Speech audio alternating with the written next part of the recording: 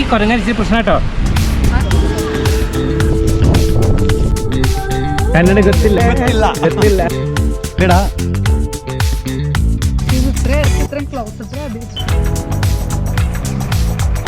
മാറില്ലേ.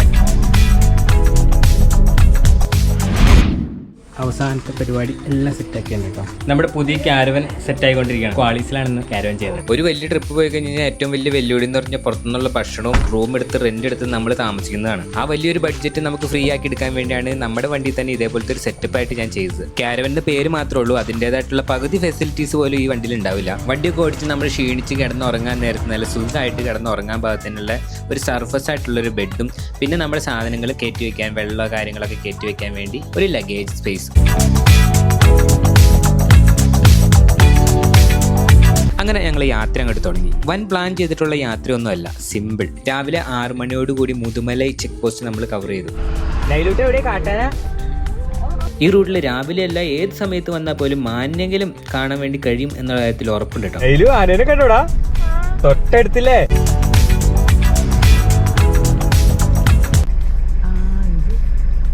എന്തോ സാധനം ലോറിയിൽ തട്ടിട്ടുണ്ടത്, അതാ തിന്നണേ കണ്ടോ.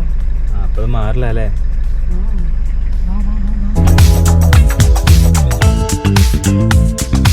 ലൈവായിട്ട് കാട്ടിലെ മൃഗങ്ങളൊക്കെ ഇങ്ങനെ മേഞ്ഞിടക്കുന്നത് കാണാൻ പറ്റിയ സ്ഥലം.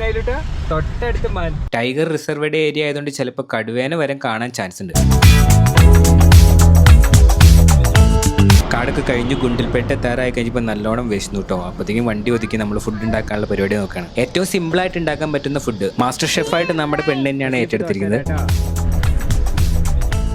യാത്രകൾ പിന്നെയും തുടർന്നു. നമ്മളിപ്പോൾ പോയിക്കൊണ്ടിരിക്കുന്നത് ഗുണ്ടിൽപേട്ടിലൂടെയാണ്. നമ്മുടെ നാട്ടിൽ നിന്ന് വ്യത്യസ്തമായിട്ട് കുറേ കൃഷികളൊക്കെ കാര്യങ്ങളൊക്കെ ഇവിടെ കാണാൻ വേണ്ടി കഴിയും. ഇത് സൂര്യകാന്തി പാടങ്ങളാട്ടോ ഈ സൈഡിൽ കാണുന്നത്. നമ്മളീ പോണതിന്റെ അപ്പുറം ഇപ്പുറം മൊത്തം സൂര്യകാന്തി പോലെ സൂര്യകാന്തി പാടങ്ങളൊക്കെ കഴിഞ്ഞ് നേരെ ഗുണ്ടിൽപേട്ട് ടൗണിലേക്ക് നമ്മൾ വന്നു കയറിട്ടോ. നാട്ടിൽ മഴയാണെങ്കിൽ ഇപ്പോൾ ഇവിടെ മഴയൊന്നുമില്ല, നല്ല കാലാവസ്ഥയാട്ടോ, നല്ല ചെറിയൊരു തണുപ്പൊക്കെ ആയിട്ട്. ഗുണ്ടിൽപേട്ട് ഉള്ളിലേക്കൊക്കെ ഇഷ്ടം പോലെ ഗ്രാമപ്രദേശങ്ങളുണ്ട്. അതിന്റെ ഉള്ളിലൂടെയൊക്കെ ചുമ്മാ ഞങ്ങൾ വണ്ടി ഓടിച്ചുകൊണ്ട് ഇങ്ങനെ നടക്കാട്ടോ. കപ്പങ്ങത്തോട്ടത്തിൽ കപ്പങ്ങ പറിക്കണുണ്ട്. ഞാൻ അവിടെ വണ്ടി കൊണ്ടുപോയി നിർത്തി. എങ്ങാനും ഒരു കപ്പങ്ങ അവർ തന്നാലോ. അവരുടെ അടുത്ത് വർത്താനം പറഞ്ഞപ്പോൾ അവർ കപ്പങ്ങ ആരാന്ന് പറഞ്ഞിട്ട് എന്നെ കൂട്ടിക്കൊണ്ട് പോയിട്ടോ അങ്ങോട്ട്.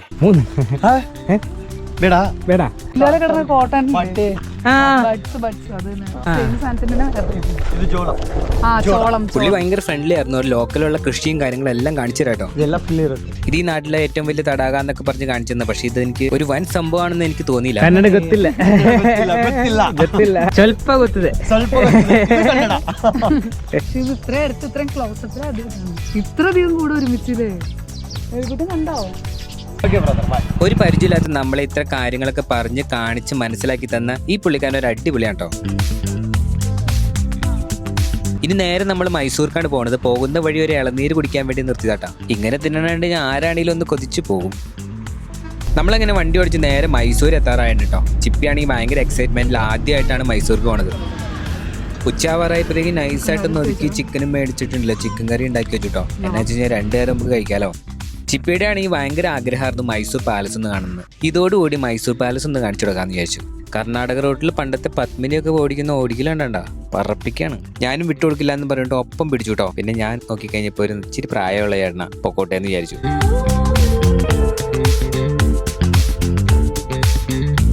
എത്ര തന്നെ പുരോഗമിച്ചാലും ഇഷ്ടം പോലെ കാളവണ്ടികളൊക്കെ ഈ ഉൾഭാഗങ്ങളിലൊക്കെ കാണാൻ വേണ്ടി ഇപ്പോഴും പറ്റുന്നു എന്നുള്ള അത്ഭുതം തന്നെയാട്ടോ.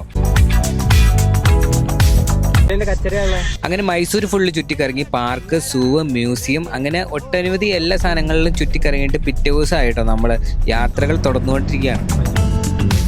ഇനി നമ്മൾ പോകാൻ വേണ്ടി ഉദ്ദേശിച്ച സ്ഥലം തിരിച്ച് മസിനഗുഡി കൂടി ഊട്ടിയിലേക്കാണ്. അങ്ങനെ നമ്മൾ പോകാൻ ഉദ്ദേശിച്ച സ്ഥലത്തേക്ക് തിരിയാൻ വേണ്ടി പോവാണ്. ഇനിയിപ്പോൾ തിരിഞ്ഞ് നേരെ പോയി കഴിഞ്ഞാൽ മസിനഗുഡി കൂടി ഊട്ടി. ഈ റൂട്ടിൽ പോകുമ്പോൾ ഒരു പ്രത്യേക വൈബാണ്. 2 സൈഡ് കാടും നമ്മൾ ചെറിയ നാരോ റോട്ടിലേക്കിടെയാണ് പോയിക്കൊണ്ടിരിക്കുന്നത്. പുറത്തേക്ക് ഇറങ്ങാൻ പാടില്ല എന്നുള്ള കാര്യം നന്നായിട്ട് അറിയാം. എന്നാലും പുറത്തേക്ക് ഇറങ്ങാൻ വേണ്ടി ഒരു ടെൻഡൻസി. അത്രയ്ക്ക് അടിപൊളി റോഡാണിത്.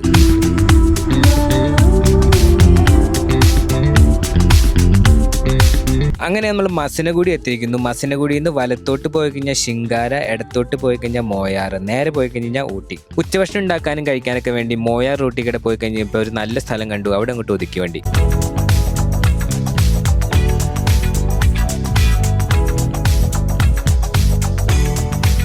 ഇവിടെ അടിപൊളിയായിരുന്നു. അടുത്ത് തന്നെ ഒരു അമ്പലം ഉണ്ടായിരുന്നു. അവിടുന്ന് ഒരു പാട്ടൊക്കെ കേട്ട് ഇവിടെ നല്ല തണുപ്പും കാറ്റൊക്കെ ആയിട്ട് ഇങ്ങനെ ഫുഡൊക്കെ കഴിച്ച് ഞങ്ങൾ എൻജോയ് ചെയ്തു കേട്ടോ. ഓരോരുത്തരും ഓരോ പണിയിലാണ്. കുഞ്ഞാവിയാണെങ്കിൽ കിടന്ന് ഉറങ്ങുന്നു, ചിപ്പി ആണെങ്കിൽ ഫുഡ് ഉണ്ടാക്കിക്കൊണ്ടിരിക്കുന്നു, ഞാനാണെങ്കിൽ കപ്പങ്ങ ചെത്തി കൊച്ചിനൊക്കെ കൊടുത്ത് എല്ലാവർക്കും കൊടുത്തുകൊണ്ടിരിക്കുന്നു. കപ്പങ്ങ എവിടെ നിന്നാന്ന് മനസ്സിലായില്ലേ?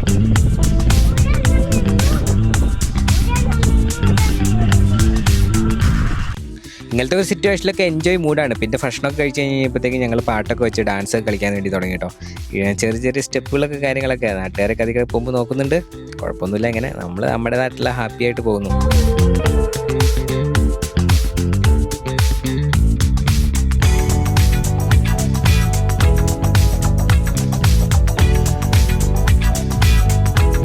യാത്ര പിന്നെ തുടരുകയാണ്. ഇനി നമ്മൾ നേരെ ഊട്ടിയിലേക്കാണ് കയറാൻ വേണ്ടി പോകുന്നത്. ഇവിടുന്ന് കുറേ ഹെയർ പിന്നൊക്കെ കയറിയിട്ട് വേണം ഊട്ടിയിലേക്ക് പോകാൻ. അങ്ങനെ ഊട്ടിയിലേക്ക് എത്തി. ഊട്ടിയിലെത്തി കഴിഞ്ഞപ്പോൾ ചെറിയ മഴക്കോള് കാര്യങ്ങളൊക്കെ ഉണ്ട്. ഇങ്ങനെ പൊടി പൊടിയായിട്ട് ഇങ്ങനെ മഴ പെയ്യില്ലേ, അത് ഇതാണ് ഊട്ടി പൂവ്. എത്ര ദിവസം പറിച്ചു വെച്ചാലും ഉണങ്ങില്ലാത്ത പൂവ്.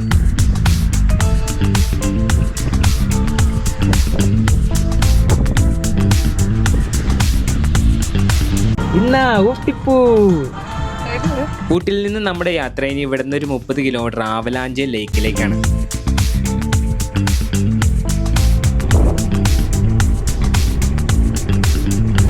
ആ ദൂരെ കാണുന്നതാണ് ആവലാഞ്ചി ലേക്ക്. ഇവിടുന്ന് നോക്കുമ്പോൾ കാണാൻ നല്ല രസമാട്ടോ. സമയം വൈകി തുടങ്ങി, ഇരുട്ടാവാറായിട്ടോ. ഈ മഴയത്ത് ഊട്ടിയിലെ തണുപ്പും കൊണ്ട് വിറങ്ങലിച്ചിരിക്കുമ്പോൾ ഒരു ചായ കുടിക്കാൻ ചെന്ന് കഴിഞ്ഞപ്പോൾ കടയിലാണ് ഈ കൊടുക്കത്തെ തിരക്ക്. ഇതാ കിടക്കുന്നതാണ് നമ്മുടെ വണ്ടി, ലൈറ്റൊക്കെ ഇട്ട്. അവലാഞ്ചി ലേക്കാണ്, എന്ത് ഭംഗിയാന്ന് നോക്കി ഇവിടുന്ന്.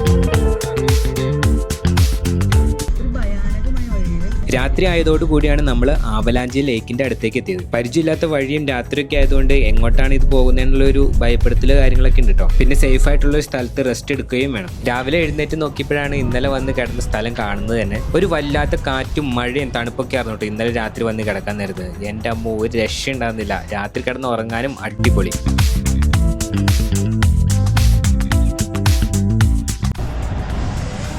എങ്ങനെയുണ്ട് ഈ സ്ഥലം?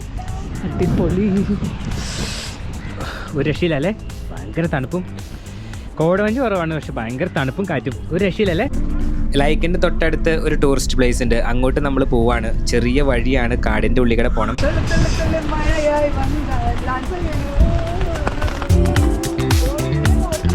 ഇതൊരു ഫോറസ്റ്റ് ട്രെക്കിംഗ് ഏരിയ ആണ്. മഴയായതുകൊണ്ട് നമ്മുടെ സാഹചര്യം ഫാമിലിയൊക്കെ ആയതുകൊണ്ട് തന്നെ നമുക്ക് പോകാൻ വേണ്ടി പറ്റിയില്ല. നമ്മൾ അടുത്തുള്ളൊരു വ്യൂ പോയിന്റിലേക്ക് നടന്നുകൊണ്ടിരിക്കുക കേട്ടോ.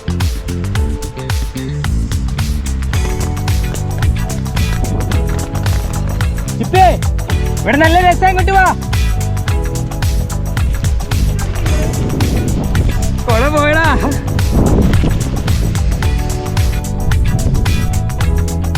പിന്നെ കൊടയൊക്കെ പോയി, ആകെ ചള കൊള്ളായി.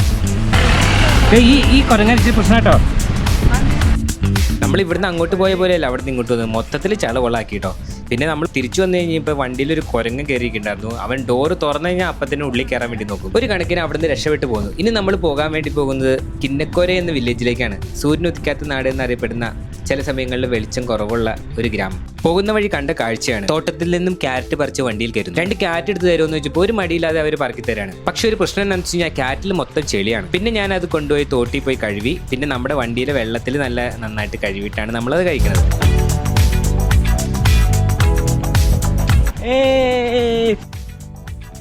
കിന്നക്കോര പോകുന്ന വഴിയൊക്കെ നല്ല അടിപൊളിയാണ്. നല്ല റോഡും നല്ല സീനറിയും. അപ്പോൾ പലവരുടെ സംശയമായിരിക്കും കിന്നക്കോരയിൽ എന്താ കാണാനുള്ളതെന്ന്. പ്രത്യേകിച്ച് ഒന്നുമില്ല. നമ്മൾ ഈ പോകുന്ന വഴിയിലെ സീനറികളും പിന്നെ ഈ റോഡ് അവിടെ ഒരു ഗ്രാമത്തിൽ പോയി അവസാനിക്കുന്നു. അത് കഴിഞ്ഞ് അപ്പുറത്തേക്ക് ഫോറസ്റ്റ് ആണ്. പിന്നെ നമുക്ക് തിരിച്ചു വരാനേ പറ്റുള്ളൂ. കിന്നക്കോര മുട്ട തട്ടിക്കൊണ്ടിരിക്കുകയല്ലേ? നല്ല കീറാണല്ലോ രണ്ടുപേരും ഇരുന്ന് കീറിനെ. മുട്ട കുഞ്ഞാവ് കിടന്ന് ഉറങ്ങണു. അങ്ങനെ നമ്മൾ കിന്നക്കോര എത്തിയാണ്. ഇതാണ് കിന്നക്കോര വില്ലേജ്, ഒരു ഗ്രാമപ്രദേശം. കുറച്ച് ആളുകൾ ഇവിടെ താമസിക്കുന്നു. പിന്നെ നമ്മൾക്ക് ഇത് കഴിഞ്ഞിട്ട് കുറച്ചുകൂടെ ദൂരം വേണ്ടി പോകാൻ വേണ്ടി പറ്റും. അധികം ദൂരം ഒന്നും പോകാൻ പറ്റില്ലെങ്കിൽ കൂടി റോഡ് കാണാൻ നല്ല രസമുണ്ട്.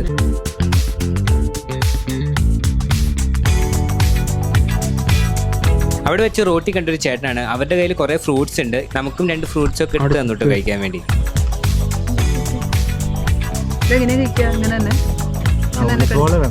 അവർ ഞാവൽപ്പഴം പറക്കിക്കൊണ്ടിരിക്കുകയായിരുന്നു. അപ്പോൾ അതിനിടയ്ക്ക് ഞാനും പോയിട്ട് 2 പറക്കിക്കൊണ്ട് വന്നു കേട്ടോ. ചെറിയ ഞാവൽപ്പഴം. അതല്ല, ഈ നാട്ടിലുള്ള ആളുകളെ നമ്മളോട് സംസാരിക്കുമ്പോൾ ആദ്യം തന്നെ അവർ ചോദിക്കുന്നത് നിങ്ങൾ ഭക്ഷണം കഴിച്ചോന്ന് ചോദിച്ചിട്ടാണ് എന്തെങ്കിലും സംസാരിച്ചു കൊടുക്കുന്നത്. പിന്നെ എല്ലാവരും ഇപ്പൊ നമ്മളോട് സംസാരിച്ച എല്ലാവരും തന്നെ നിങ്ങൾ ഭക്ഷണം കഴിച്ചോ, നിങ്ങൾ എവിടെന്നാ വരുന്നത്, എന്തെങ്കിലും വന്നിട്ട് നിങ്ങൾക്ക് എന്തെങ്കിലും വേണോ, അത് മാത്രല്ല വാഷ്റൂമിൽ പോണോ, അങ്ങനെയൊക്കെ നമ്മുടെ അടുത്ത് ഇങ്ങനെ ചോദിച്ചിട്ടിരിക്കല്ലേ. നല്ല മടിയില്ല. എന്തൊക്കെ ഫ്രൂട്ട്സാ, ചെടിയുടെ കമ്പ്, എന്ത് വേണമെങ്കിലും നമ്മൾ ചോദിക്കുന്നത് എല്ലാം തരും. ശരിക്കും പറഞ്ഞാൽ ഈ ഗ്രാമപ്രദേശം ഞങ്ങൾക്ക് ഒരിക്കലും മറക്കാൻ വേണ്ടി പറ്റില്ല. ഇവിടുത്തെ ആൾക്കാർ ഭയങ്കര സൂപ്പറായിരുന്നു കേട്ടോ. പിന്നെ മൂത്ത് നിൽക്കുന്നുണ്ട്. അവോക്കാഡോ ഫ്രൂട്ട്സ് ഒക്കെ നിൽക്കണ കണ്ടിട്ട് കണ്ണ് തള്ളിപ്പോയി. വലിയ സൈസ്, ഭയങ്കര വലുത്. എന്റെ ഒരു കയ്യിന്റെ നീളുണ്ട്. നല്ല ആൾക്കാരല്ലേ, അടിപൊളിയാണ്ടല്ലേ.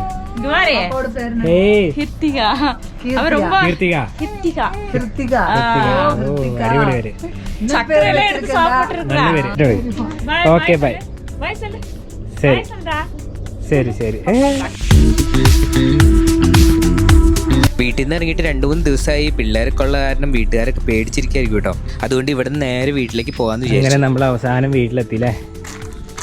വണ്ടിയൊക്കെ ആകെ ചെളി പിടിച്ചത്, ഫുള്ള് ചെളി പിടിച്ച്, പുറം മൊത്തം ചെളി പിടിച്ച്. എങ്ങനെയാണോ ട്രിപ്പ്? അടിപൊളി, സൂപ്പർ. ഇനി ഇതൊന്ന് കഴുകണം. ഇപ്പേ വണ്ടി കഴുകാൻ കൂട്ടുമോ? വണ്ടി കഴുകാൻ ഇന്ന് വേണ്ട, നാളെ മതി. നാളത്തേക്ക് നമ്മൾ പോയ സെറ്റപ്പിൽ തന്നെ, വേറെ അലമ്പോ കാര്യങ്ങളോ ഒന്നും ആക്കിയിട്ടില്ല അല്ലേ. പോയ സെറ്റപ്പിൽ തന്നെ വന്നിട്ടുണ്ട്. കുറേ ചെളി പിടിച്ചു മാത്രമേ ഉള്ളൂ. ഓക്കെ. 2-3 ദിവസം ഞങ്ങൾ പ്രതീക്ഷിച്ചതിനൊക്കെ അടിപൊളി ട്രിപ്പായി പോയി. ഇനി ഇതേപോലത്തെ യാത്രകൾ ചെയ്യാൻ പറ്റട്ടെ എന്ന് മനസ്സിൽ വിചാരിച്ചുകൊണ്ട് നിർത്തുകയാണ്. ബൈ.